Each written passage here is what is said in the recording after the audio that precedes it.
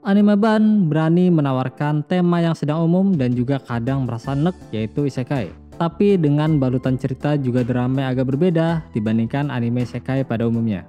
Oke, bagi yang belum kenal, kenalin nama gua Putra. Kali ini gua mau buat review sederhana dari anime Ban yang baru aja rilis beberapa hari ini di segmen Catatan Otaku.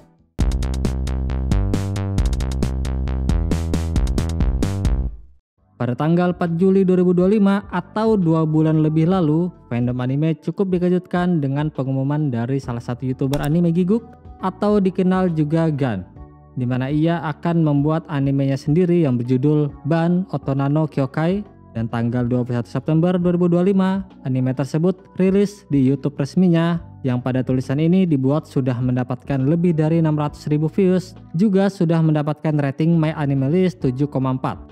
Jika kita mengambil anime pada umumnya, angka 7,4 bukanlah angka yang cukup baik. Tapi juga sebaliknya, untuk project anime pertama dengan dana yang terbatas, sepertinya angka 7,4 bukanlah hal yang buruk. Jadi, bagaimana pendapat gua setelah menonton anime ini?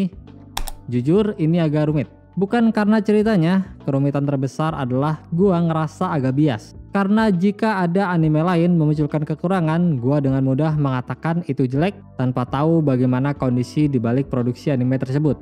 Sedangkan untuk Ban, setiap kekurangan yang muncul, gua dengan seketika ingin memaklumi kondisi tersebut. Apalagi jika teman-teman ada yang mengikuti atau menonton channel YouTube podcastnya yang bernama Trash Test.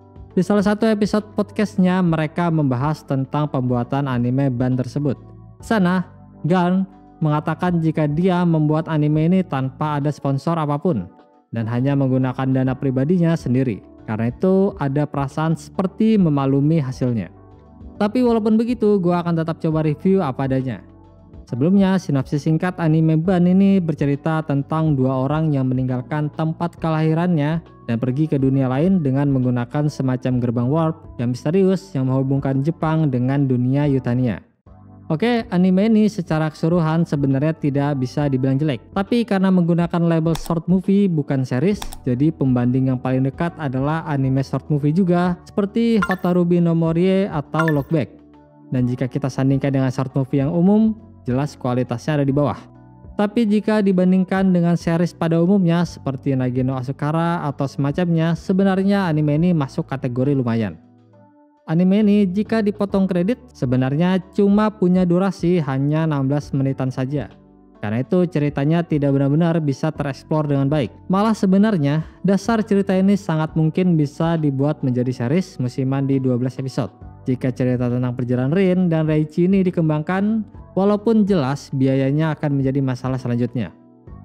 Dengan durasi yang sesingkat ini, sangat susah membuat setup, konflik, juga penyelesaian cerita yang baik. Karena itu sangat terlihat cerita seperti melompat-lompat secepat itu dengan fase yang sangat sulit diterima. Malahan dibandingkan disebut short movie, anime ini terlihat seperti trailer panjang. Secara kualitas animasi, kembali dengan budget yang terbatas, sangat terlihat kualitas dipisah di bagian poin-poin tertentu. Karena itu ada bagian-bagian yang terasa sangat kurang, tapi juga ada bagian-bagian yang sangat detail. Misalkan saja di awal-awal cerita ketika Daichi berada di kapal dianimasikan sedang berjalan sedangkan air lautnya hampir tidak bergerak sama sekali. Sementara jatuhnya Rin ketika tidur dibuat penuh detail yang sangat baik. Belum lagi ada bagian-bagian yang punya kecepatan agak tidak normal. Seperti ketika Daichi menekan smartphone terlihat sangat kaku sekali. Begitu juga dengan pergerakan karakternya. Entah kenapa momen-momen yang berhubungan dengan Rin punya animasi juga desain karakter yang lebih baik dibandingkan momen-momen yang berhubungan dengan karakter Daichi yang terasa seadanya. Ada beberapa kali momen dimana untuk sekelas short movie tidak ada latar karakter yang bergerak, padahal itu tempat yang ramai seperti perkantoran. Kita kembali ke bagian cerita. Apakah cerita anime ini spesial? Sebenarnya sih tidak juga. Tapi setidaknya bisa memberi warna tambahan untuk tema isekai yang beberapa tahun belakangan ini banyak template. Tapi yang jadi pertanyaan gue adalah kenapa cerita ini yang dipilih? Jika kita mendengarkan podcastnya, Gan mengatakan jika sebenarnya skrip awalnya berdurasi 30-40 menit karena faktor biaya semuanya dipangkas hingga jadi 16 menit seperti sekarang. Menurut gue bahkan jika bisa dibuat menjadi 30-40 menit, yang berarti hanya akan menambah sekitar 15-20 menitan saja dari hasilnya sekarang. Sejujurnya gue masih nggak yakin ceritanya bakal dijelaskan dengan baik. Mengingat cerita digambarkan dengan dua dunia berbeda, dua konflik dunia yang juga berbeda, tambahan ornamen-ornamen yang bisa membantu menjelaskan lebih rinci ceritanya.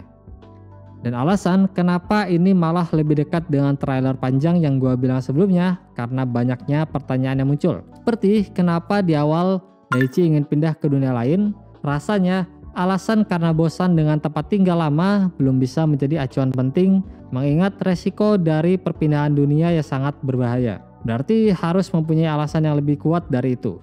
Juga bagaimana asal muasal gerbang itu muncul, itu naga dari mana dan apa maksudnya.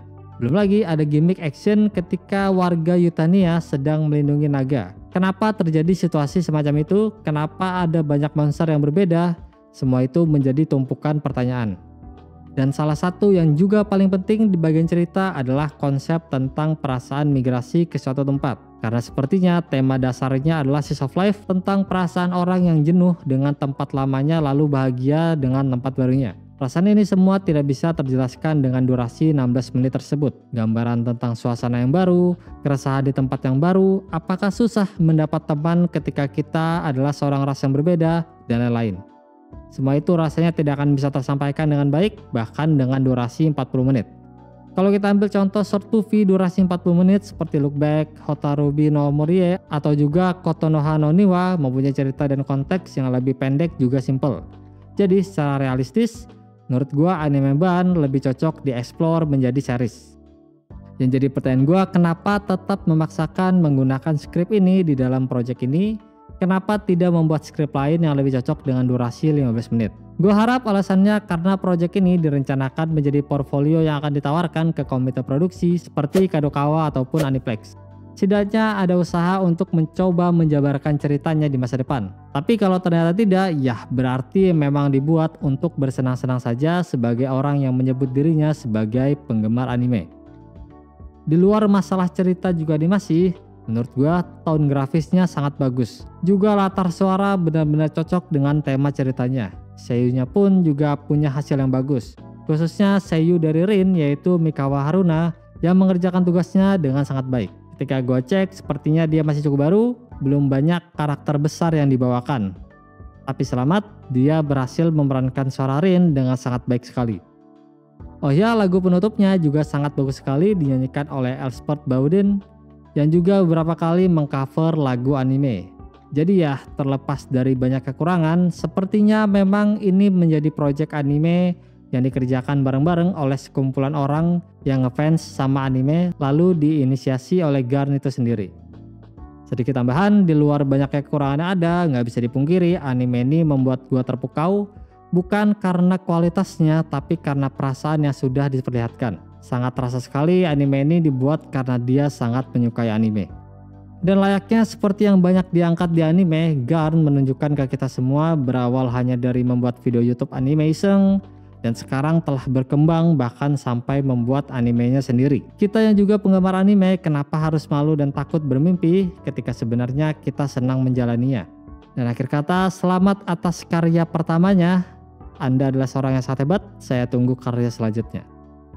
Oke, segitu aja review sederhana dari gua. Mohon maaf jika ada yang kurang berkenan. Sampai jumpa di video selanjutnya.